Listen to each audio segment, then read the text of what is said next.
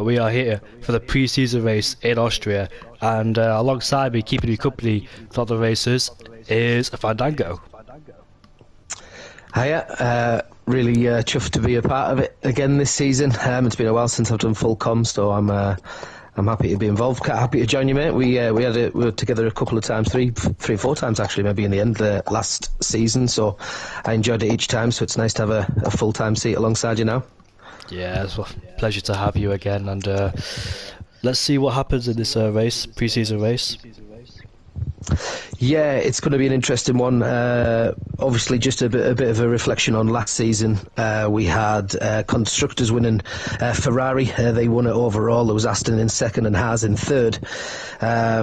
And Jeroen specifically in the Tier 1 that had such a strong season. He went and won it. He was also part of the winning team that won the Cone Cup as well. 2 girls, 1 Cone Cup. Won it in the end, so... it was just a very strong season for him throughout. There was other people of a mention. De Will was in the winning constructors, Ferrari. Also, T-Griff was in the winning constructors under Ferrari. T-Griff with Nathan in the Red Bull, and De Will with Resify in the Aston Martin. Also, who else was it? In the Alpha Tauri this season, Rudy. He was also part of the winning constructors last season. So 3 of them were all representing Ferrari and all in Tier 1 this season. Interesting facts there, but we'll see what happens in the pre-season race there in Austria, and I can't wait to get things underway. New game, new handling model, and new patch, because last week, I think on Monday or this week, we had a new patch, and involved a bit more understeer, as it seems. A lot of drivers did struggle with understeer, but they found a way to mitigate that and adjust their setup and get used to the game. But it'll be interesting to see what happens then tonight. Yeah, I think at the moment everyone's still learning.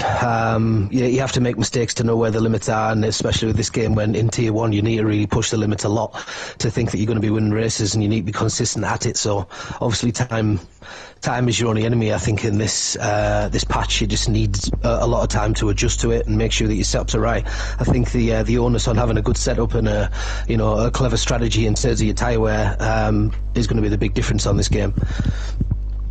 So, looks like we've got some new drivers, and one of my former commentators is in the race. Bakke Yogurt has returned, and he's currently racing for Alfa Romeo, so it could be interesting. But Panda has moved up from Tier 2 to Tier 1. We've got Isa Kush, who is here now, and Axa and Dual makes his return back to Tier 1, so nice to see some familiar faces and some new faces. Yeah, absolutely. Always a welcome sight, because you're just interested to see what they're going to do.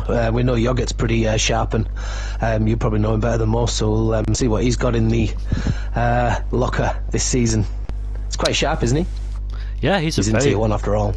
Yeah, he's a fantastic driver, and he's took a bit of time adapting to the wheel, because what we saw last season in that Abu Dhabi race didn't have a particular good race as he was learning on the wheel. So hopefully he's had some time to practice and get familiar with the wheel, because it takes a long time adjusting from pad to wheel, as many people know, and obviously I don't know, because I only spent 1 day on the wheel and had to give it back. Yeah, fair enough. I personally on a wheel just got the new a new setup there with the DD Pro Fanatec.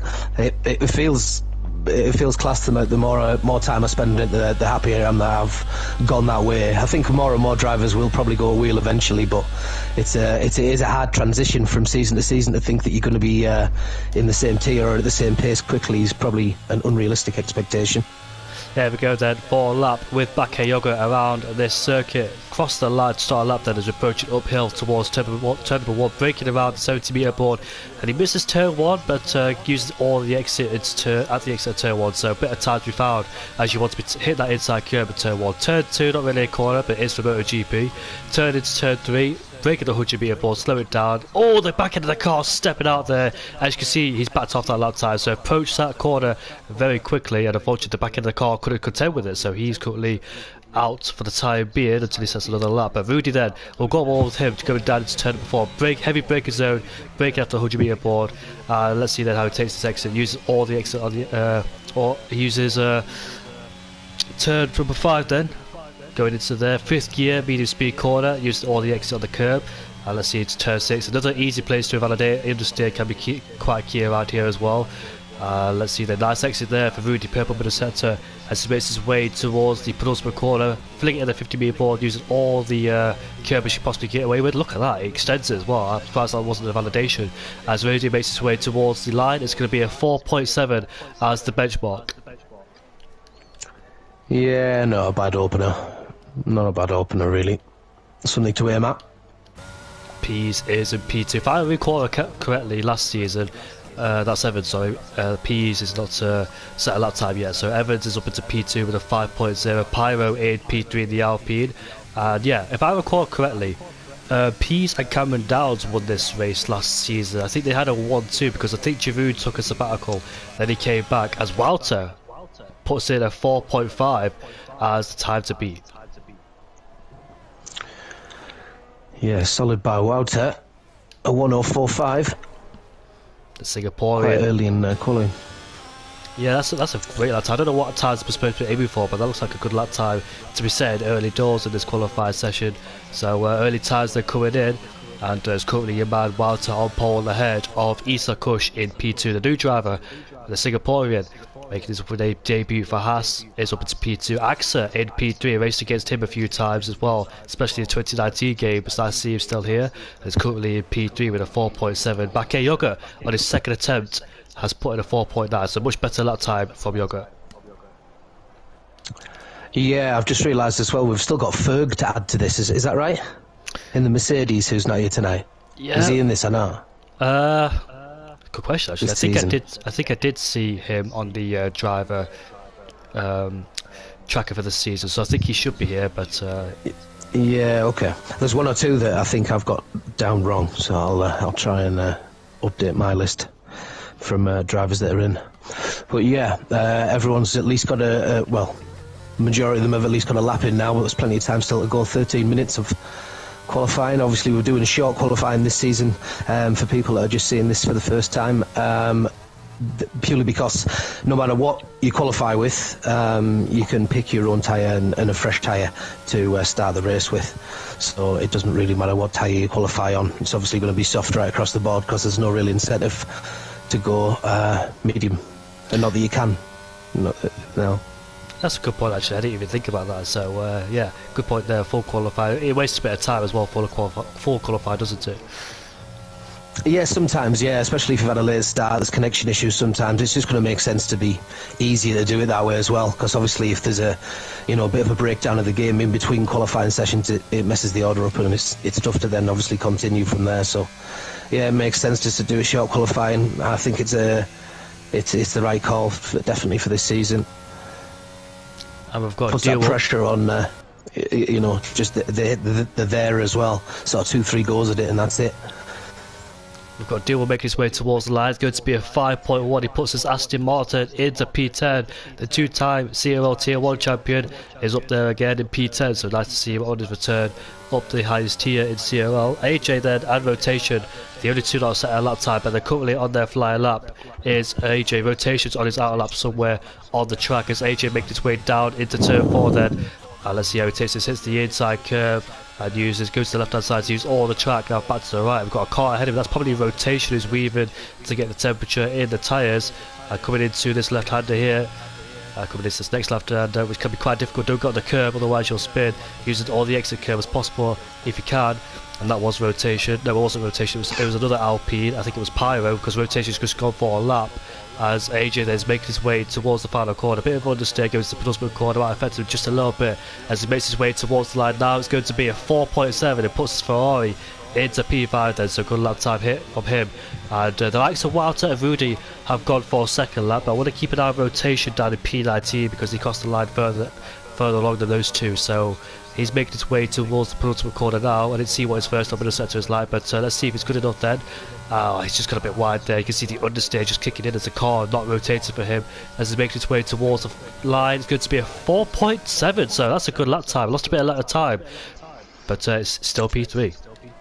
Yeah, that seems to be the time. I wonder if they've all got similar setups, all those 2 to 5, and they're all in the 1:04.7s. That shows you just how quick the lap was by Wouter, with a 1:04.5, by the way. To still be 2/10 quicker than the rest of the field. And Wouter then is making his way towards the penultimate corner, but he's just gone out wide and exceeds the track limits as Rudy then is up into P2 with an improvement with a 4.6 then, so 4.5 is still untouchable from Wouter as Rudy has invalidated his second lap time. I don't think he was going to go for that anyway because his lack of ERS. We've got Axa making his way towards the end of the middle sector and he's currently 2/10 up. Wow, that's a good middle sector there from Axa. Can he keep it up? Because this would be pole position or close to it if he continues with that. Can he find more time in this last sector, last part of the track, which is arguably the most difficult part? But it looked like he took it cautiously through there, didn't carry too much speed through those corners, and he crossed the line now. It's 4.4. He found more time in that last sector. He did. T-Griff just behind didn't manage to better his time, so he stays in P11 or drops now to P12 with whoever's just passed the line moving up. Wow, interesting qualified session. Axa then on pole position with a 4.4, and rough the next day. QRT Leroy still yet set a representative lap time for them as QRT Leroy is on a lap. He's currently going down into turn 4. The rough the next day making his way around the penultimate corner to go for another lap time. He's done 3 laps on those set of tyres. Hopefully he doesn't think it's Q1 because that's what you usually do in the Q1 session if you go for multiple lap times. Yeah. We're still understanding the game a little bit as well because obviously there's four lots of soft, but obviously they carry one of them into the race, so it might just be that he wants to get a couple of laps in or just try and get some time on track for now. Still aims to go the quali. We'll come out on some freshers again. Oh, more frustration for Leroy. He's just invalidated towards the exit of that penultimate corner, so he remains the slowest out of all of them. His teammate Pyro is coming towards the end of the first sector. Oh, he's 6/10 down anyway, so he must have completed a lap. He did say 2 laps on those tyres, so that's it for him on that set. Rough the next day. It looks like 4 laps. I gather he's just coming around to the pits now, I presume. Not too sure. Yeah, he is. He can't afford to stay on those tyres because if you make a mistake on your first lap and you go for a second one, the tyre wear's quite high. Wow. He stayed out and he's lost it a little bit on the last corner, so it's going to cost him some time. Brave effort to keep staying out. There's still plenty of time to get in and get back out, by the way. There is still plenty of time. And talk about mistakes there. Bakayoko lost it coming out of turn number 1, and he almost came into contact with a Ferrari on that outlet. That was Wouter, and Bakayoko has invalidated that lap time, so unfortunately there will not improve, and might have to go back into the pit lane or might continue on those set of tyres. But what's happened? Yeah, someone sideways on turn 1. I don't know if were you just talking about that, but yeah, someone's lost it at turn 1 and was sideways for the moment. I've just seen the current fastest man on the track. Is it Axie? How are you pronouncing that? FVR. Axie. Funny story. When I was first commentating, I accidentally called him ACSE, and I remember that 3 years ago, but his name's Axa. Axa, right, okay. Access. So with a 104.4, currently the fastest on track, decent lap. And they're all coming out for the outlaps again now. So himself, Rudy, Robbie, Nathan is at Cush, all on outlaps. Look who's got into second place. That is AJ in the Ferrari. Yeah, in the Ferrari, has just popped himself into second place with a 4.5. Beats his teammate by 300s there. But Wouter is on a lap himself, and he's making his way down into turn number 4 then. Kissing the apex on the entry. Gets a good exit cut out there. Rotated nicely. Gets on the top without wheel spin. Coming into turn number 6 then. Carrying the speed. Kissing the apex onto that one. Running out wide on the exit. And he's currently 1/10 up in the middle sector then. Good lap time so far from Wouter. Can he snatch back pole position away from FER Axa, who's currently on a lap himself, and now he's making his way towards the penultimate corner and keep it nice and tight to make sure he has no invalidations there. Taking a lot of curve on the entry towards that one as well as he makes his way towards the line. It's going to be a 4.3 and he snatches back pole position. Wow. Gone faster again. That's pretty impressive. Just watching Peas come around the penultimate corner on the straight now. What can he do? He can jump to P4. Peas with a 104.6 solid lap. Looks like he's staying on to have another go at it as well. McLaren's versus Ferraris as AXA is about to make his way towards the line. Can he improve his time to get back pole? And it's a 4.3. Wow, he found a lot of time in that last sector because he was I think he was like a few hundredths up in the middle, but he found an extra 10th in the final, so good lap time there as McLaren of AXA then snatches pole away from Wouter. And the battle for pole continues there between those guys. Could anybody snatch it away? We've got Rudy then on a lap time. 400s up in the first sector. Now he's making his way towards turn 6. Down shifted to 4th gear, probably for extra rotation. 110 down, unfortunately for him. As back 8, touches that inside curb at the back end of the car. He lost the car almost, but managed to save it. Back 8 Yoga up into P8 in the Alfa Romeo as well. And just waiting for more to cross the line to see if anybody can improve on their lap times and get closer towards the front. But interesting so far, Magadango.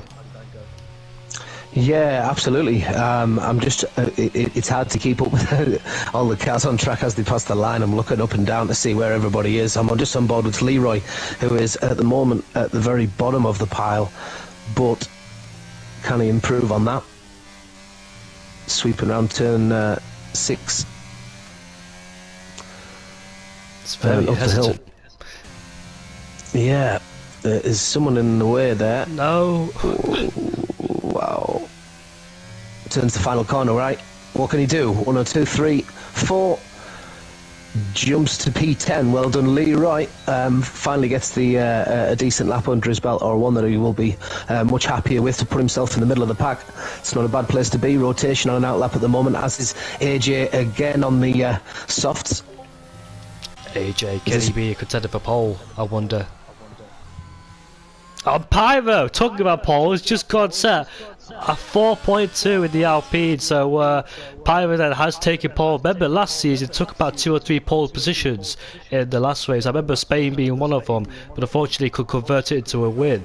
But it is pre-season after all. But he sets a 4.2 then, so let's see if he's got the pace to match it in the race. Yeah, absolutely. Rotation is also on a hot lap currently, just comes round turn 3. Gets decent traction up the hill actually, and seems to be going pretty good at the moment. Currently in P12 with a 1:04.7. 5 tenths behind a very, very strong lap by Pyro.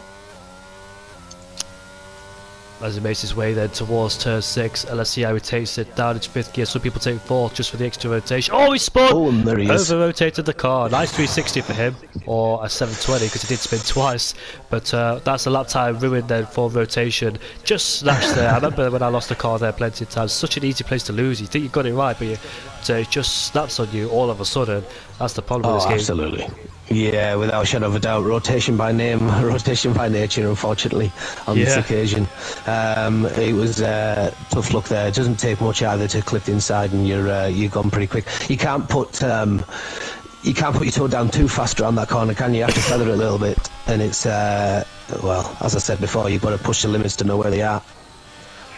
2 minutes and 10 seconds left for rotation. I don't know. I think he's gone for. Yeah, he's going for another lap, so looks like he's got enough life in those tyres to go for another push lap, but he don't want to go for too many laps on those soft compound tyres now. AJ makes his way towards the penultimate corner. Looks like he was up in the middle sector. Can he keep it up in this final part of the lap? Evans has gone. Evans again? Evans, yeah, he's just span on turn 1 and put himself into the side of the wall. Unfortunate for him. That's the driver you saw. That will probably be where he finishes. Yeah. Oh, that's another spin at turn 1. That's a tricky place as well. A lot of people do struggle at turn 1. It's a traction zone as well. And Pease all of a sudden has backed out. He was exiting turn 1. Didn't look like he made a mistake, but he's not satisfied with turn 1 and decided to back out of it. So I'm quite sure if he wants to go for another push lap or something like that. Yeah, there's quite a few cars on track currently. There's only a minute left to go though, so everyone's on an outlap or on a hot lap now in the top 10 drivers, or fastest on track in fact, near all of them. What's the next day on 11 laps? Damn, he's not, he's just going for pure race pace, but you don't want to be starting on soft compound tyres. Just a practice session, isn't it? Yeah. This is pre-season after all, no points in quality all the race, but Rudy then making his way towards the penultimate corner, now making his way through the final corner, and let's see what lap time he can set on the limit there, and he's just evaluated that lap time. It was a 4.3, that would have promoted to second. But yeah, second Pyro's place. also just was warming the tyres up, and I think he lost it just before the final corner. He's just still on an outlap, so whether or not he's going to keep on going or he's just pulled in. He's just pulled in Pyro, so he's not going to have another go, but he's currently still the fastest in the lobby. Walter invalidated that lap time. He did improve, but I don't think it would have been enough for pole position. It was a 4.3. AXA has improved to 4.2, but not enough to dethrone Pyro on pole position then. So Pyro on pole, unless anybody's out there. Isa Kush, 7,000 up in the first sector, but he is lacking ERS, so I don't think he'll get the chance. Yeah, he's backed out of that, so he knows he doesn't have another chance. It's so hard to go for 2 consecutive lap times with the lack amount of ERS. QLT Robbie is also not on a lap time, so I don't think anybody out there can stop Pyro from getting pole position, and looks like he'll stay there. AXA in P2, Walter in P3, Isa Kush on his debut in P4, AJ in P5, and it's a shame for Walter he validated that lap time because he could have been up there in P2 at least. P's and P4. Leroy just coming around the final corner. If he can keep some speed, he might have just invalidated his lap there. He did invalidate his lap there. That's unfortunate, so he won't make any difference either. He was on a lap at that point. But I think that's everyone now, unless anyone's making a second lap. Robbie looks like he's trying to set a time at the moment. And nope, he's coming on the inside. Nathan has crashed. De-wheeled his car as he was coming over the line. Yeah, that's it. So, Pyro takes pole position ahead of AXA, Walter P3 ahead of Peas in P4, who improved on his second lap time. Isa Kush P5 ahead of AJ, Rudy in P7, QRT Robbie P8, Nathan P9, Bakke Yogurt fills out the top 10, QRT Leroy in P11 ahead of Rotation in P12, Panda P13, Evans P14 despite losing twice in turn 1, and we'll see the rest of the grid shortly once the results start to come in.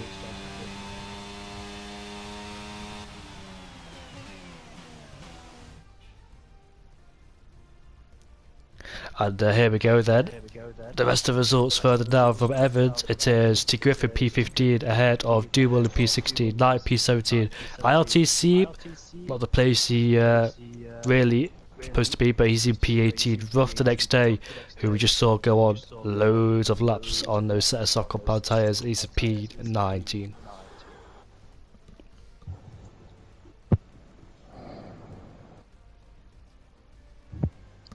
Well, what's your predictions for the race, Fandango? Well, hard to tell. Obviously, I know that Wouter's a strong driver, and I'll be interested to see him this season. I'll be interested to see quite a few, actually. Pease as well, I know is pretty solid, and he'll be looking to do a little bit better on top of what he did last season, which was up there. Pease, he was third, wasn't he, in the Drivers' Championships. Wouter was second with Yvroen winning it. So, yeah, Wouter and Pease I'll be interested to see, and obviously Pyro putting himself in the mix there at the top and the fastest qualifying time. Be interested to see whether or not his race pace amounts to that, or it is what we expected to see. Could be an interesting race. I think the majority of the drivers will be starting on the hard compound tyres. I believe that's the strategy for this game, hards to mediums. There is going to be people further down doing mediums to hards to try and get the best out of them, but the main strategy is hard to mediums in this game.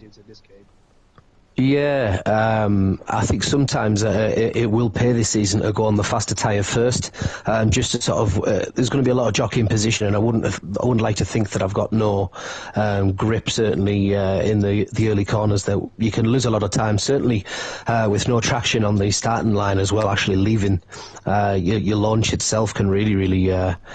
Can cost you quite a lot of positions. If the cars behind you get a better launch, then you can be left for dead on the opening straight. So there's other things to consider than just the length of the tyre in question and finishing the race on a faster tyre. Well, that's a personal decision by the drivers. It'd be interesting to see if there is a difference in decisions made on the grid. Have you also heard about that problem with the formation lap about the tyres being 70 degrees? That could be a struggle into the first few corners, especially down at turn 1. Yeah, we're gonna have to see how it affects it in race pace. I know that people have been having some demos and some goals that have been, non-official races, and there's been a few things picked up. So hopefully it doesn't affect us too much this season, and the glitches are nice to us, or the lack of would be nice. But we'll see. We'll see.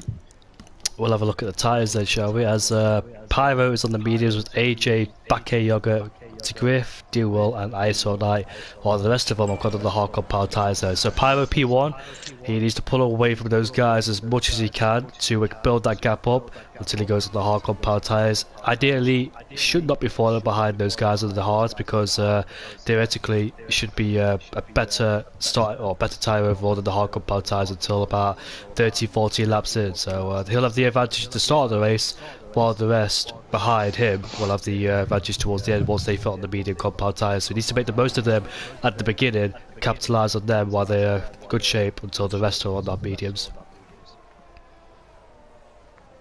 Yeah, looking forward to this. I know there's no points at stake, but I'm sure there'll be a bit of pride on the track there, and make sure that everyone wants to be starting the season good and confident, more to the point, because there's certainly been quite a lot of changes, as you mentioned before, in the game. And everybody's in the adjustment period of making sure that they can be forceful in their driving without costing themselves races by spinning out. Pyro said earlier in the chat he might be spinning out. Hopefully he doesn't do that in the race, because he's got a good opportunity of starting his pre-season off before the first race of the season, but he's about to make his way towards the grid. Then automatic race start, manual, I must say, towards the grid. So all the drivers there will have to line up by themselves, and if they miss it by a centimetre or two, then it's all on them. And Pyro, I don't know what he's doing. Not a clue. Overheated the tyres more like, in a pot in a dodgy position, but they all lined up on the grid then, just waiting for Rough the next day. Panda and Leroy have been disqualified. They're on the hards as well. But here we go then, for the start of the race, just waiting for Rough the next day to line up on the grid, and then it could be fireworks from there. 1, 2, 3, 4, 5 lights.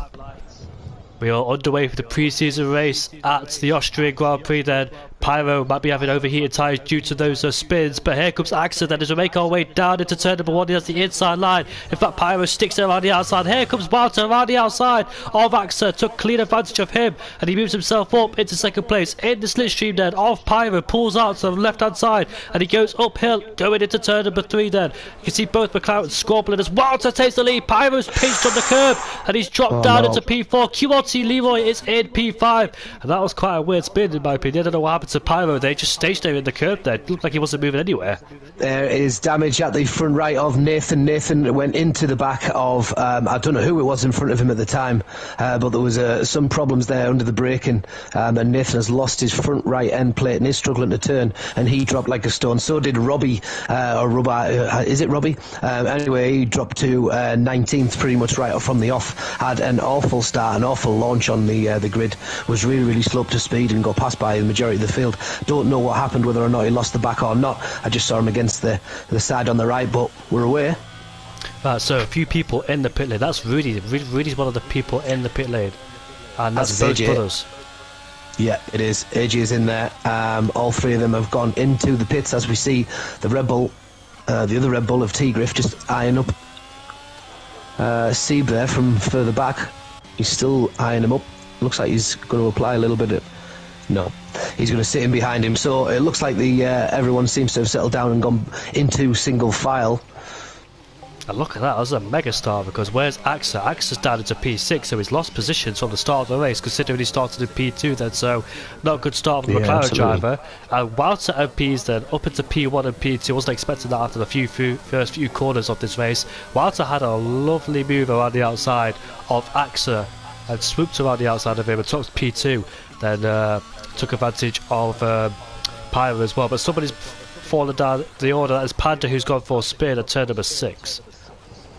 Yeah, obviously Pyro, unfortunately, got into a bit of bother the early doors and dropped, as you say, 4 spots from his original top spot. AJ's got a penalty as well that's worth a note for 5 seconds, and I didn't see when he got it or how he got it, but I can only presume he maybe speeded into the pits when he came in.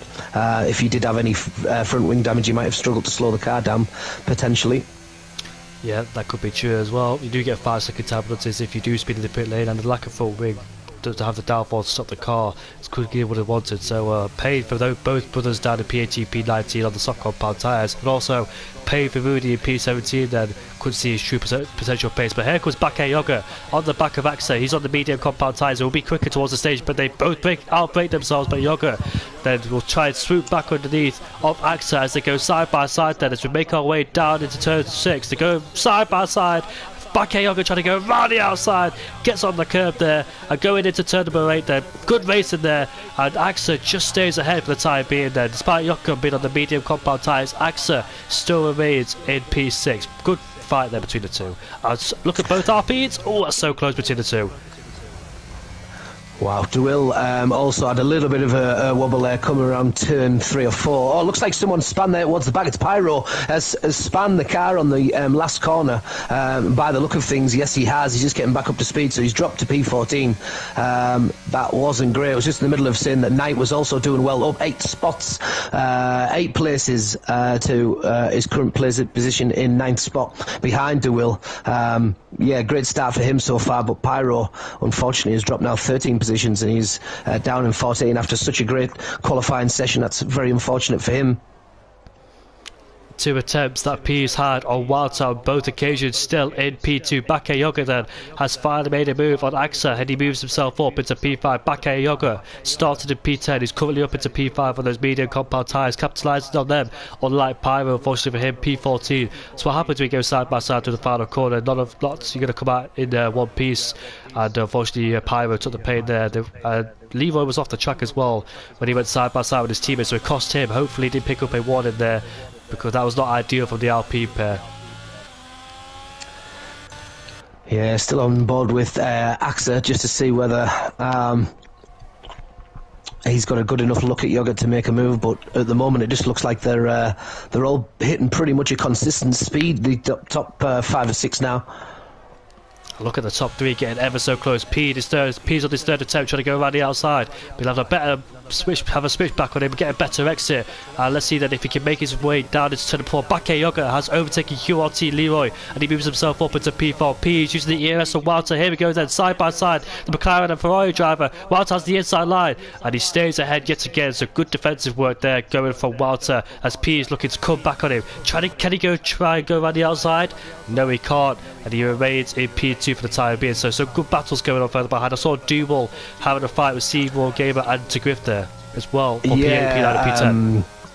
Yeah, absolutely. Rough the next day in turn 3. He had a bit of a bad turn, got on the inside of the corner and just struggled to get up to speed, and I think lost out on a couple of positions there. Knight, was it Knight? I think might have also been a bit poor up to speed, but yeah, I think Sieben rotation have benefited that, and DeWill up to 9th, 7 spots up. And that's Tegriff on the final corner as well of the opening straight, and unfortunately he's also lost out there. The back had a little bit of a wobble. I think he might have caught the inside of the turn. And yeah, has lost the back end just ever so slightly, and he's been passed by Sieb rotation, Knight and Rough the next day, but it's so tight on track at the moment you can't afford to make any mistakes. There's not a great deal of gap between the two. It looks like Sieb's going to make a move on DeWill.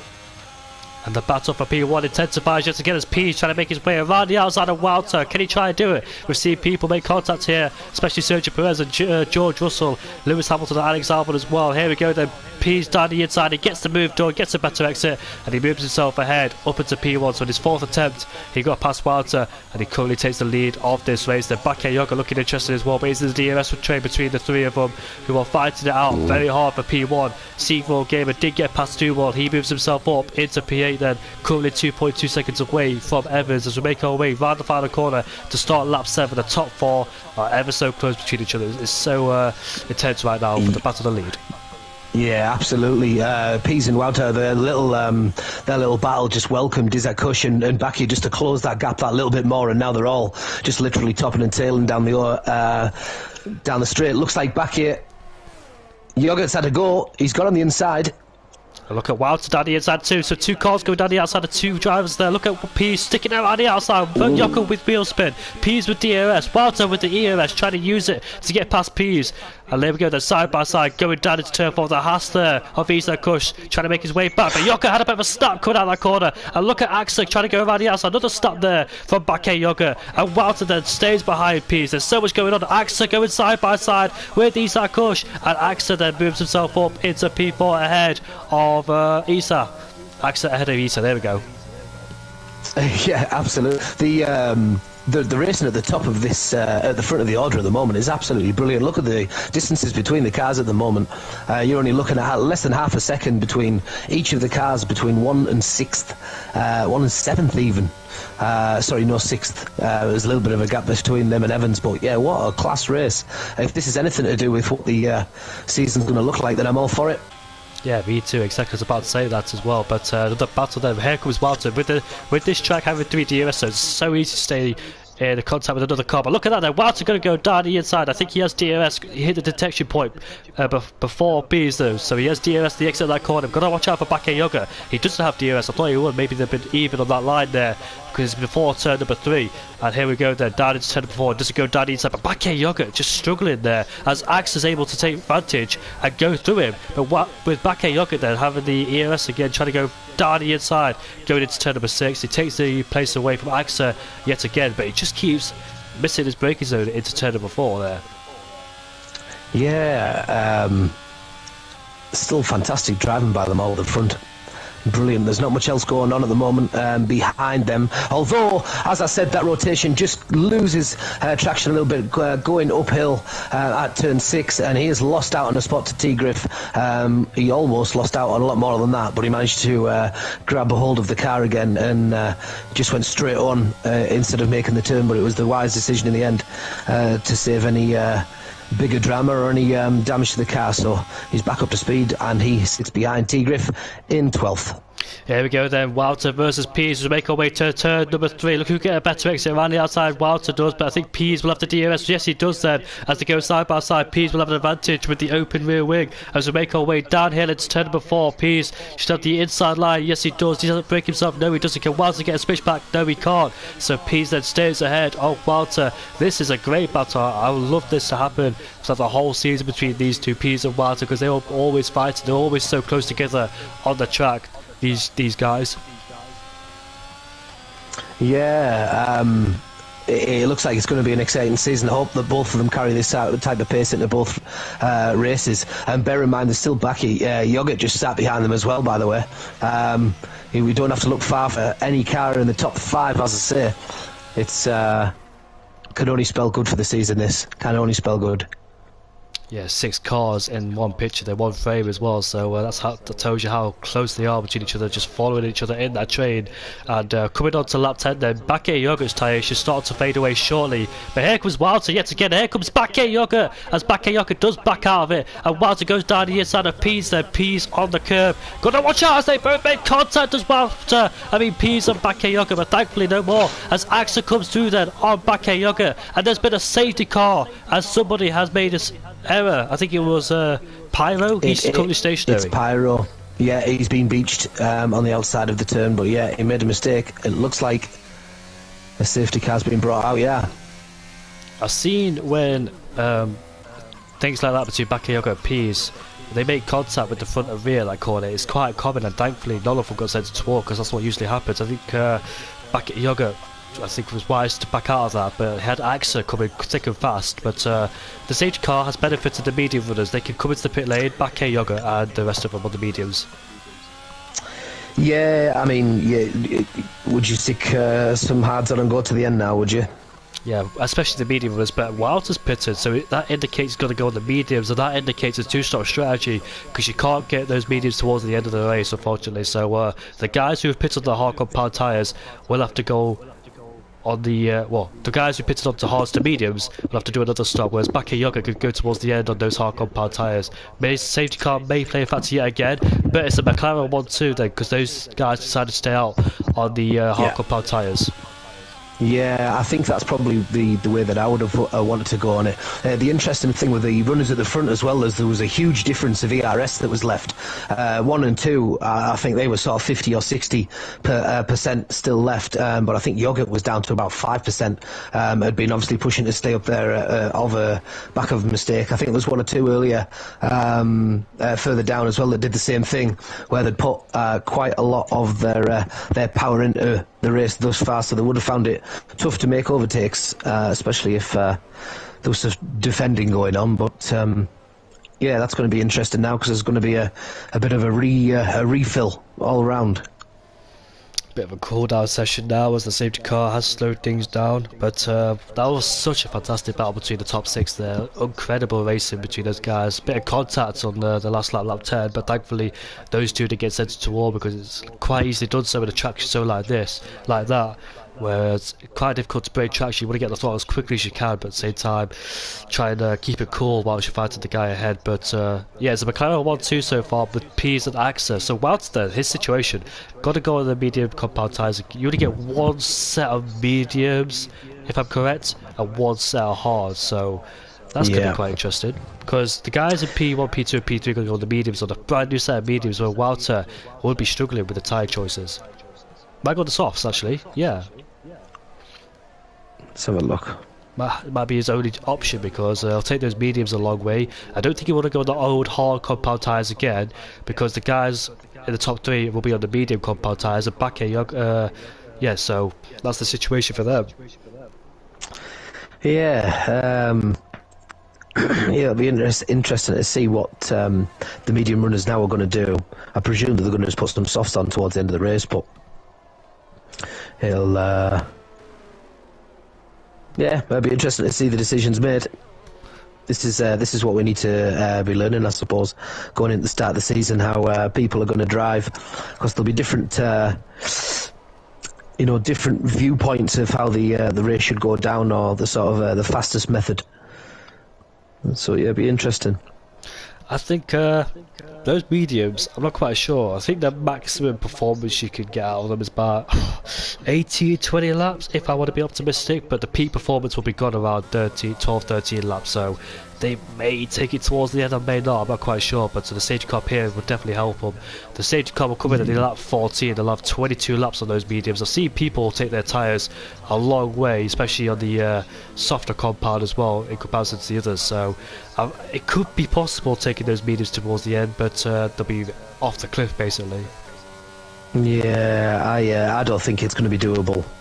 Especially when other cars on track have done different strategies. I think you'd have to adapt to that in your own race. I think that they're going to have to do it. They've got no choice but to come in, all the medium runners.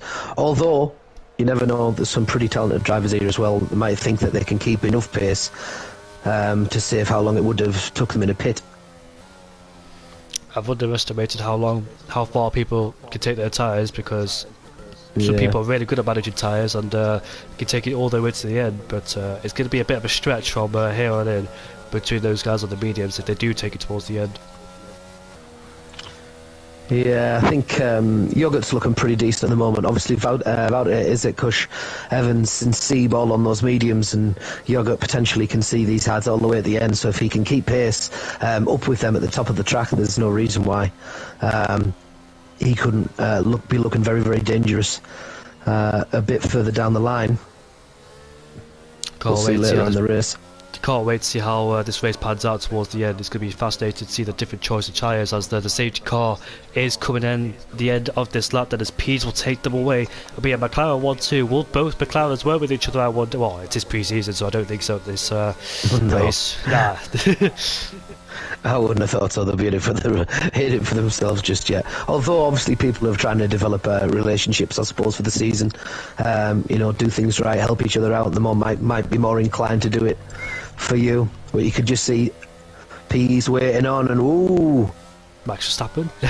Here we go. Yeah, he got right along. He actually got right alongside his teammate there. But obviously Pease is now launched away.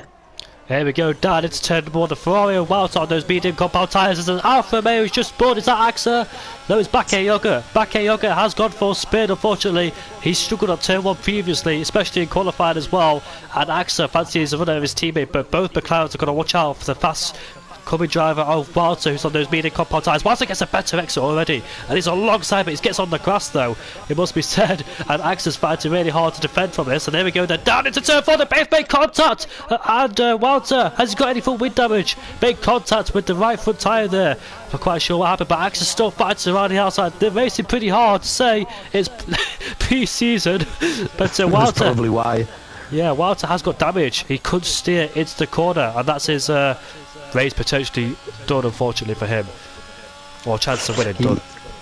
Just shows you on this game how fast things can change. I've just seen AJ just climbing up a few spots there on the hard, so he's obviously adapting to them quite nicely. But yeah, in a heartbeat, he had Isaac Hush that also had a little bit of problems at turn 1. He finds himself in 17th, just below Yoghurt, who also, just like that, was doing so well in the race, and just out of nowhere gone. Wouter's obviously coming into the pits now, so is Isaac Hush. That pair of them must have got some damage at the restart, because obviously Wouter was only just on the softs.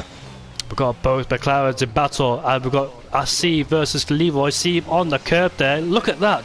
Traction's not breaking. His massive wheel spin as AXA that is alongside. In fact, he's stayed behind his teammate for the time being as we head down to turn number 4. So both McLarens are fighting hard, and Steve there couldn't break traction coming out of turn number 3. Had to be put on the curb there. And it's so difficult once you're in that stage because you've got to lift off the floor. And he's gone sideways. That's rough. The next day in the Aston Martin has lost it in turn 4 going down the hill. I don't know if there was contact there because there was other cars around him, but he's lost it. 13 laps of hards currently. And also Yoghurt has just gone flying past rotation. Absolutely flying past rotation. Also Panda's managed to get by as well. I'm not sure if there was a problem there for rotation. But yeah, there's been a couple of cars got past him. He's coming in the pits now, in fact.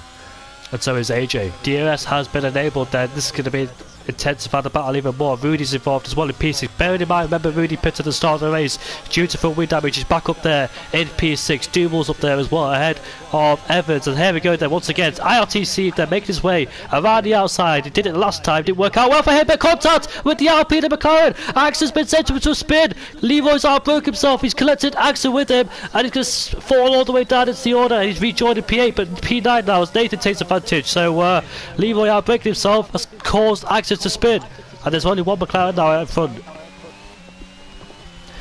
Wow. Absolute chaos. It's only pre-season, but this is really exciting stuff. There seems to be a lot going on, little battles all over the track. They're so tightly knit together as well, that it just shows you the standard of Tier 1. Robbie all over the back of Rudy, having a good look at him, but also there has barely been a gap between the top 6 drivers in the whole of this race, who will also join in now. Top 6 keeps changing because look, we've got Steve, Rudy, who wasn't there in the first place, and now we've got QRT, Robbie and Duval as well. So the top 6 keeps changing. The only people that stay the same is Pease and Leroy of the original top 6. And there goes Steve on Leroy. Look at Steve Gamer. Started P18, is up into P2. He's done a fantastic job so far in this race on the medium compound tyres. He's got a 3-second tyre penalty for exceeding track limits. And here goes Rudy on QRT Leroy. So Leroy's just lost 2 places there in the spaces of 2 corners, unfortunately for him. Didn't get the best directions coming out of that corner. Rudy took advantage and he moves himself up into P3. I think Rudy's in the best position because one is on the hard to go to the end. He doesn't have to pit again, unlike C, Pease and Leroy, who's going to pit again and for the first time, such as Pease and Leroy, who stayed out there on their original tyres, on the hard compound tyres. So they're going to definitely pit on the mediums later on. And Leroy's pitting, I think. Yeah, he is. He committed to the inside line and he's going to take a pit stop. So I'm not quite sure he's got any full wind damage because that's quite... Oh, I think that's the actual pit stop window for the hard runners. So it's not worked out well because they couldn't extend it all the way as they would have wanted earlier on. So into the pits they go. And Leroy's going to put on a set of medium compound tyres. And he doesn't have any full wind damage because I've just checked. So it's a scheduled pit stop for the hard runners. Off the next day as we're tied in the pit lane, unfortunately for him. So that's him done. There's plenty of action so far as the Haas goes off the track in the background. That is QRT Robbie, who has just misjudged his braking point but stays in P4. Been going hot in there into turn number 3. It is a heavy braking zone, very easy to get wrong as well.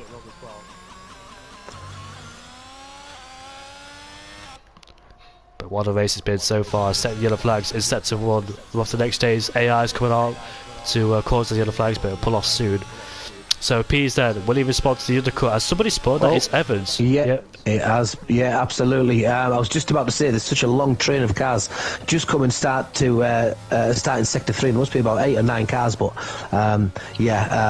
Evans has unfortunately just lost the back end a little bit, and I believe he caught it. So Sieb on the back of Pease. Pease will be in for a pit stop soon as he's going from hards to mediums, as not doing too bad despite being on the old tyres. He's got Sieb right behind him on a brand new set of mediums. Got both Alpha tyres right behind Rudy on the hards, so he will go towards the end with no problem with tyre wear. Here comes Sieb, then when he go down the inside, then he will wait for the next DRS zone and overtake him. He needs a good exit coming out of here, which we will do from the performance on those medium compound tyres. He'll have DRS and ERS to play with, and he should be easily overtaken. There we go. Then pulls to the right hand side and he made his way up into P1. Has C4 Gamer. He outbreaks himself a little bit to see, goes a bit wide, but keeps P's right behind him and he takes the lead of the race. And somebody spun that's rotation coming out of turn number 1 again. Quite a lot of things have happened in Fandango.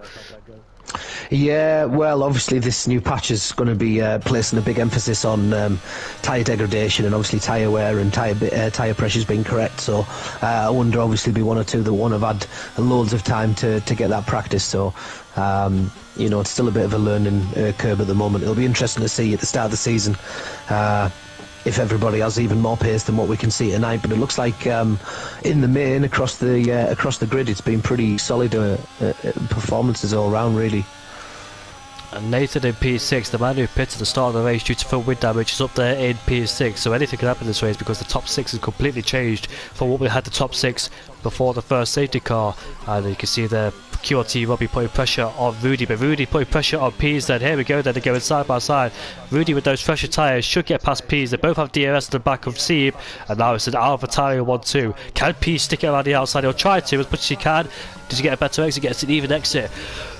They make contact slightly, but Pease sticking in there down the inside, not giving up despite being on all the tyres. They make contact again with tyre to tyre. They go side by side through turn number 8, and let's see, he makes it out on top then. Will Pease have to back out of this because on the older tyres, Rudy will eventually get past him.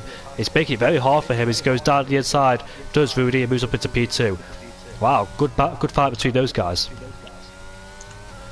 Yeah, absolutely. Yoga's done quite well as well, considering he dropped right the way to the bottom. He's obviously now back up into 7th. He's going to probably have to pit again, but yeah, he's done really well considering he dropped to the very back of the field. Another spin. That's a Haas as well. That's Isak Kush who's gone for a spin, where Max Verstappen spun all those years ago at the same place. Panda's pitted, and Evans has spun again. Yeah, Evans spun as well. Yeah, he did. Yeah, Evans lost it. He's just gone past. Is that Kush? There's a few spinners. Yeah, talk about spinners. Robbie almost spun as well. Nathan's got past Duval going into turn number 4. Recovered nicely has Nathan, despite pitting on the first lap. And Axa on the back of QRT Leroy. He tried to go down the inside, but I didn't quite make it stick because he's reached. Well, I think he tried to go down the inside, but Leroy had a much better exit around the outside. And he stayed ahead for the time being. Both of them having a battle for P9 and P10. It's unfortunate what happened to those two, Axa and Leroy. Axa got spun because of Sieb, I believe, and QRT. Oh, that's a spinner. That Sieb has gone for a spin at the final corner. Just dropped it at the exit of the last corner, and unfortunately has dropped down into P7. So quite a few mistakes happened in this race. Back Yogurt up into P5 again. Yeah, it's I found that the latest patch has made it pretty difficult for the non-traction runners, which you'll probably find the majority of the tier will be. And Bakke Yoga then has moved ahead of Duval. Not talked about him too much, but look where he is in P5. Did a fantastic job. And Nathan on the podium in P3. That's a Mercedes who is ISO Knight, who is unfortunately lapped. And Axa has overtaken Leroy for the second attempt. He's finally got past him. P's on the fresher tyres then, warming those tyres up. He's rejoined behind Leroy, and Axa will get past him shortly on those fresher medium compound tyres. 14 laps on those medium compound tyres. Can he make up the lost time he's got? I think he'll make time on Robbie, Nathan, Seb. Because of the older medium compound tyres, I don't think they can get towards the end. If they do, they'll be off the cliff and Pease will be rapid towards them. But in terms of the hard runners, can Pease catch them? They're currently at turn number 1, where Rudy is leading despite a pit on the first lap. That shows you anything could happen. Yeah, absolutely. He's been in a couple of times, hasn't he, as Rudy? So he's doing well after 13 laps on the hards at the front to be keeping pace. Let's have a look. Robbie and Nathan right up there finds himself in P3. Yoga all the way up into P4 as well. There's 13 laps still to go. That would mean 25 laps on the hards for Yoga, but what a recovery. And another battle performing between Leroy and Axel. Now Pease has to get past his teammate while he has the chance, because he hasn't got DRS. Can he get past 2 of them before 1 corner? Here we go then. Down the inside goes Pease on Leroy, and he gets the move done. So that's a crucial move there for Pease, because gets stuck behind those two any longer will not have the chance to close in the gap as much as he would have wanted. So we can now use the fresh air, try and reduce that gap between the top 7 if he can catch them, and leave Leroy and Axel to continue with their squabble for P9 and P10.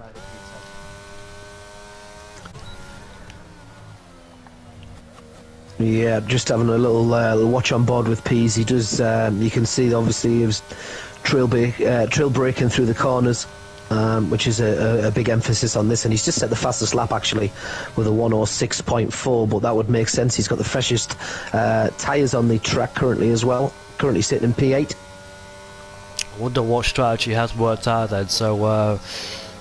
Likes of Nathan, QRT, Robbie and Rudy, they all stayed out during the safety car because they already pitted. Well, there's been a lot of strategies need to keep up, so those guys pitted under the safety car. Nathan and Robbie, QRT, Robbie and Nathan got on the medium compound tyres, so was Steve. I'm not quite sure if those two will make it to the end, while the people have gone from mediums to hards. That could be a better strategy under the safety car, because the likes of Pease have gone from hards to mediums under the safety car. Might not work out, but it could do.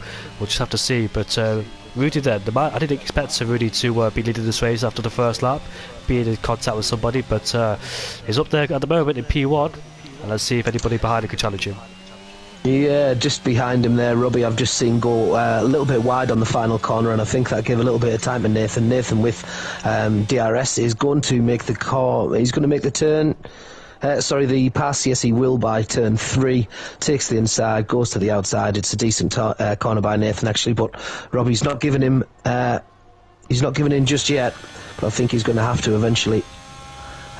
Give that second spot to Nathan, and has done. But the pair of them, as we've already said, you would imagine with 9 laps to go, will pit. And these two were teammates last season in the Aston Martin. Now they're in separate teams. Nathan in the Red Bull and QRT Robbie in the Haas. So these two no longer be working. Oh, Robbie Sport! Nathan had a moment as well. Did you see that? Yeah, Nathan just wobbled just as Robbie span. Nathan just caught the inside, and you just saw the back end fishtail ever so, and yeah, managed to keep hold of the car. He did well in the end actually, to still keep all 4 wheels pointing in the right direction. Robbie not as lucky, unfortunately. I wonder if Robbie got distracted by Nathan losing the back end, and he would have lost the back end himself. I wonder if that was the case. Very, very possibly, and it wouldn't be the first time it's happened to me. It's happened to me as well. You just follow. Sometimes when you're close behind another car, you do sort of start to just follow their lines, and you forget about the actual track and taking your own line. It's just you don't want to go the back into the back of them. So obviously, it's important to make sure that you're braking before them. But yeah, that can happen too. Pease has caught to grip, and Bakayogurt down the inside of Nathan, so I think he's defending from Nathan actually, so Nathan stays in P3, Bakayogurt is P2, it's the other way around, Bakayogurt went down the inside of Nathan, yeah, he did, yeah. Bakayogurt's just gone on the inside of Nathan, going down the hill in turn 4, and he's pulling away pretty decent as well, Yogurt, so it just shows you the transition between the medium and the hards. I think Nathan might be starting to just lose those mediums a little bit. And Axel and Leroy still battling away for P9. They rubbing each other coming out of turn number 4, and they're still fighting over P9. So with these two not giving up on each other, but the problem is Axel has more ERS in comparison to Leroy, and Axel was sweeping left and right as well. So it looks like he wasn't happy with what Leroy was doing there. But Leroy will be struggling against Axel. because of the flashing light on the back of the Alpine's car. AXA has way more ERS, and he should find it easy because he needs to overtake him, use the ERS to pull away, and build that 1 second gap up, and back to the second place fight. Looks like Nathan's not done with Jakob yet. He's still behind him, but how much longer? Because like you said, those medium compound tyres are fading away, and AXA has overtaken Leroy. Leroy will have the DRS on the back of AXA. In fact, he got a much better exit in comparison to AXA, and he overtakes him for P9. So that move for AXA hasn't worked out, and Leroy will have the DRS on the straight to protect himself against AXA yet again. So those two continue fighting for P9. So Rudy and Bakayoko are leading first and second place. Bakayoko, after spinning at the exit of turn number 1 during the safety car restart, has found himself back in second place, and he could win this race because Rudy ahead of him has got a 3-second time penalty. So if Yoko stays below 3 seconds and he doesn't pick up a penalty himself, he should find himself winning this race. So all going well for Jakob despite that spin, and Walter has overtaken Isan Kush for P2. What could have been for Walter? What could have been for AXA if it didn't happen? Those mistakes didn't happen. Yeah, I think probably worth a shout of Pease as well. I'm on board with Pease currently, and he's right on the edge. He's going flat out to try and make up the lost time, but obviously he's got the best tyres on track currently, so he'll obviously be trying to make use of that as he's just shaven 10th after 10th off Sieb in front of him on 17 laps with the medium, so he might be able to climb a spot or two yet before the end of this race. Still 8 laps to go. And Leroy there gets a much better exit in comparison to AXA. Then he goes back down the inside of AXA, and yeah, AXA tried doing everything he can to try and stop Leroy past him, because he tried to block past him, but Leroy managed to find a way and moved himself up into P9 then. So those two continue fighting there, but Robbie is in the pit lane then, so those medium compound tyres didn't make it unfortunately, and he's in the pit lane to change onto the soft compound tyres. They were going hard, medium, soft, using all 3 tyre compounds in this race. I think, I imagine Nathan will be doing that at some point as well. He'll be trying to just bleed as much as he can out of these mediums before he goes soft and finishes really swiftly. He's probably a candidate for fastest lap as well if he changes at the right time. Is it Kuss and Wouter exchanging positions, as well as AJ and Robbie. Worth a note as well, back here, Yoga is currently the race leader, I suppose, because Rudy has 3 seconds worth of time penalty, and he's within 3 seconds, so Yoga is currently, as it stands, net 1. But also, Sieb has a 3-second time penalty, Robbie has a 3-second time penalty, and there's been 2 lots for Leroy and Knight. They are both on 6 seconds worth of time penalty, so AJ will also leap Leroy if things were to end right now. I just can't believe it's lap 29 or lap 30 already. This race has absolutely flown by. There's only 6 laps left to go in this race. It tells you how much action has been shown in this race. Yeah, the 2 massive performances with 12 places leap from the starting positions of Sieb and DeWill. Both done really well at the moment as well. Both only had the 1 stop. It looks like out of the tyres that they have left, though, you would imagine. Nathan's still to come in, and Sieb's still to come in. But obviously, Peace still looking good. Do you think they'll go for it now, in fact? Do you think they're going to try and see these mediums to the end? I think they'll actually pit. Because if they were going to, they would have done it by now. Yeah, exactly. Surely they would have done it by now. Exactly. I would have thought that it'd be so much quicker to stay on the to get on the softs already. You'll get 6 laps comfortably and very quickly, which tells me that I think Nathan might be actually trying to go for this. Yeah, because considering Robbie pitted 2 laps ago, I think Nathan and Sieb would have responded. So if they responded now, they'd rejoin way behind him. So like you said, they've got to go for it now. There's no point pitting because you won't have enough laps left to make up that time deficit. So they might as well eat this out. And Nathan's still the DRS range of Jochum as well. Yeah, well, that'll be a part of the mindset, I would have thought. You can see that he's bleeding his ERS, and he's probably he knows that he just needs to stay inside a second just to get that tone pull along, even if it gets him a couple of laps. But he just needs to be very careful and make sure that he doesn't lose that time to Yoga in front of him, because he's going to struggle for that raw pace with cars with better tyres in behind him. talk about raw pace. Rudy, the gap between Joachim and Rudy about a lap ago was like 2.1, 2.2. Now it's 2.8. So Rudy has found some pace, extended that gap towards Bakayoko. Can he get himself above that 3-second mark? Can he try and get a win for pre-season race? Or can Bakayoko try and keep it under 3 seconds? We've got to make sure he don't make mistakes. We've got to make sure that Nathan stays in P3 because Nathan's on all the tyres. There's no reason that Bakayoko should be fighting with Nathan because Nathan's continuing to struggle on those deteriorating medium compound tyres. Currently outside the 1 second rigid DRS is Nathan, but we've got a Mercedes who's spun. That's ISO 9, unfortunately, down at P15, who's gone for a spin. But yeah, Bakayoko then just on the verge of being outside the 3 second range of the penalty zone. Yeah, AXA and T-Griff also having a little tussle for positions. It looks like AXA might have a little go of him. Is he going to have a go? No, he's sat behind. He's decided to stay behind. Going into turn 1, he could have probably got it done, but he wanted to make sure that he had a better position. Yeah, he's going to get it done now on the straight. Yeah, it was maybe a wise idea to stay back there. But AXA's going to take P7, 15 laps on the mediums. T-Griff, 21 laps on the hards. So that's just driving by AXA to still be pushing on. But yeah, Nathan, 22 laps, 4 laps to go. Can he keep hold of his podium spot? Can DeWill catch him? DeWill on his return to Tier 1, the 2-time CRL champion, is up there in P4. One Nathan started struggling, he got 4 laps left to go, has Nathan to hold in there to P3.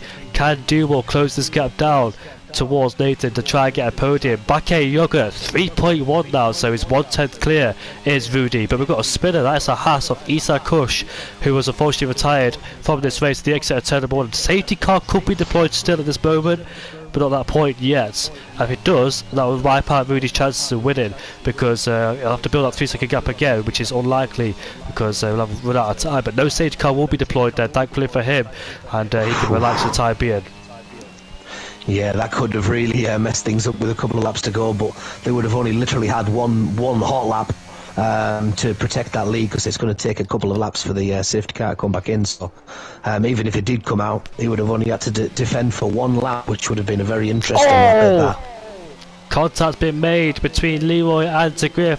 Looks like Leroy was coming over into Griff's direction there because Leroy went off the track, then he went to the right hand side. I think he lost traction and the wheel spin into TeGriff, and unfortunately TeGriff there completed the full spin, and Leroy then is into P11 as AJ's just overtaken him. But yeah, moving on to lap 34 now, or 36.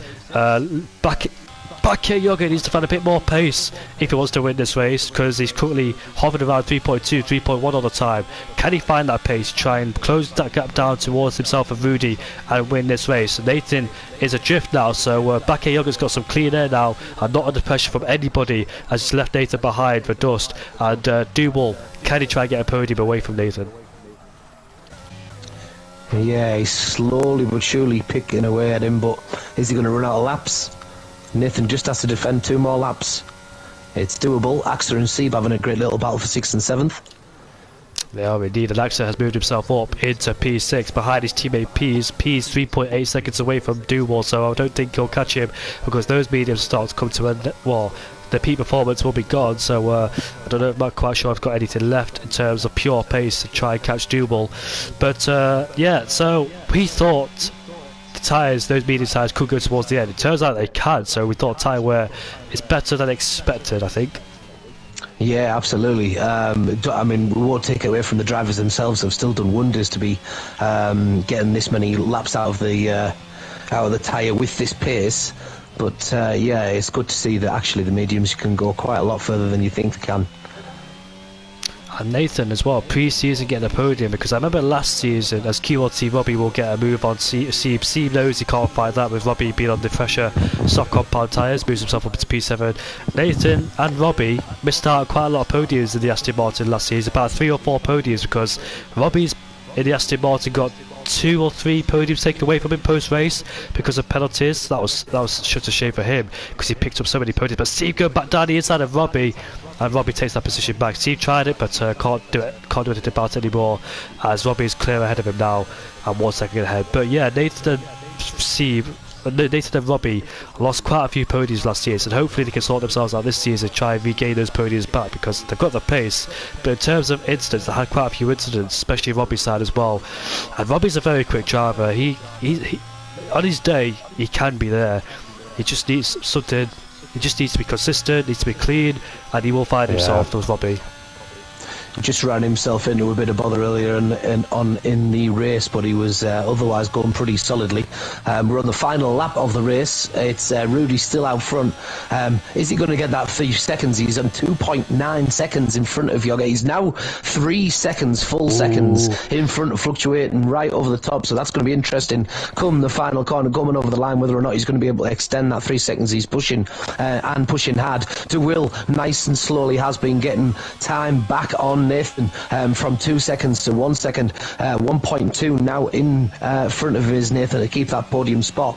It's going to be interesting to see whether De Will has just run out of laps, however, to catch him, but he can still see him. He's only 1 turn ahead now of De Will is Nathan, but he looks like he's going to be able to keep on. Rudy coming to the second final corner.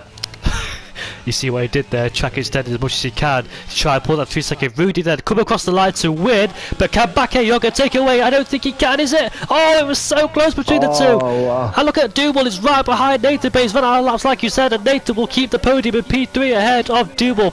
Look at Pease was right behind too in P5. AXA will come across the line to finish in P6. I think Bakayoko had a slight error coming out of the final corner. That's why he lost a little bit of time towards Rudy as AXA spins his way towards P6 ahead of Robbie. T-Griff will come across the line on the hards to finish in P8 with AJ following along in P9. Leroy spins and hits the wall, and they'll give the position towards AXA.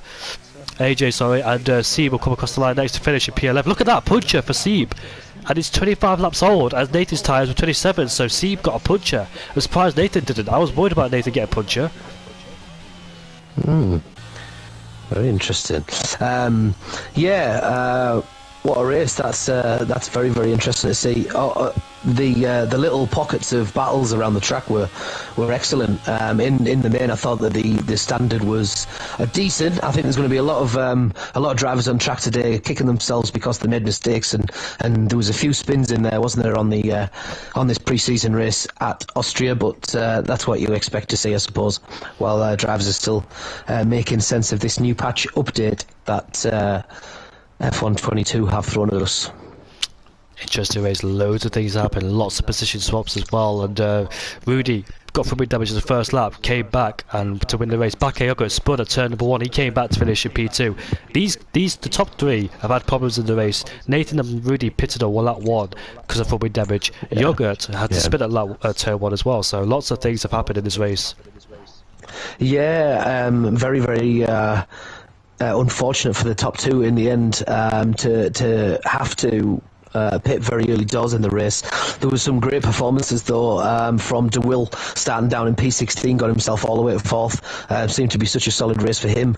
Not really getting to too much bother, so that's seen him all the way into P4. Yogurt, he said before the race, also jumping from 10th on the grid to 2nd and getting himself on the podium and literally missing out on that top spot by 300ths of a second, just shy of, so close to being the victor from down in P10. Seeb also jumping up, but also we saw that he got into a bit of bother, and then a few on track as well that were drove well. Seeb did really well, to be honest, to go that far on the mediums himself, but decided that he'd have to come in for the softs after all, and Nathan saw them out. Can't believe Nathan didn't get a puncher. 27 laps on the medium compound tyres. I thought that the peak performance was gone at about 16 laps in, but wow, 27 laps is something else. Congrats to Nathan as well on saving those tyres, because he literally had Pease and Duel right behind him as well, and was so close to getting overtaken, because you saw Duel gaining and gaining and gaining, pulled a second out of him in 1 lap as well. That's how much the mediums were pulling deteriorating. Yeah, they didn't have need nursing. I think that was probably that was a great drive from Nathan. I reckon he'll be over the moon with that. Very, very happy with that drive. There's been one or two as well that have had to rely on the strategy and just rely on the tyre and know what the race was and wasn't. So didn't push too hard. I think that's what Nathan did. Really, just kept it as clean as he possibly could, and that in the end, that consistency managed to keep his podium spot. And if that's anything to judge himself on for the season, he'll be quite happy with that as well. So Rudy wins the race, Yoggett in second, and Nathan in the Red Bull. So no Ferrari on the top spot, despite winning the Constructors' Championships last season. So Wouter and AJ will be looking to keep up or defend the title again this season. But it'll be interesting to see how it all goes down. Pyro's race ended on lap 1 when he made contact with Wouter, the man on pole. Fortunately, was the first man to retire. Yeah, that was unlucky. That was unlucky. Also, Yoggett, when he got into bother as well, and we thought that his race was over. And look where he finished. Just amazing drive. Yeah, and it's been a pleasure to commentate with you at the first race, pre-season race as well around the Austrian Grand Prix. Can't wait for the season because I reckon it'll be like this throughout the whole season. Let's hope so. Yeah, definitely. Let's hope so. We're in for a very solid season if this is anything to go by. It looks like there can be quite a few cars up there with a chance as well. It's sometimes we've seen with your own as well. He's flew off at the front of the pack and it's been quite a few seconds ahead of the rest of the pack at times. And if this race is anything to go by, it looks like there could be 5-6 cars in with a chance, right across the race, which we're seeing a little bit more with the real F1 as well now. That at one point it looked like there was quite a few cars that could have been involved in winning that race. So it's good to see. I think it's healthy competition. It looks like Tier 1's going to be a close run thing, and I don't know whether or not this season it's going to be as easy as anyone just running away with it. I've looked at the chat, Fandango, and there's already spicy comments. So it's only pre-season as well, so it's going to get even more spicy. But oh well, look forward to it. Very much look forward to it. Yeah, definitely. Thank you for commentating with me. It could be the whole season with me and Fandango commentating for Tier 1 at 8:30 every single Thursday. Make sure you tune in as the actual season starts next week. But for me and Fandango, enjoy your weekend. And MotoGP is back on this weekend at the British GP, Silverstone.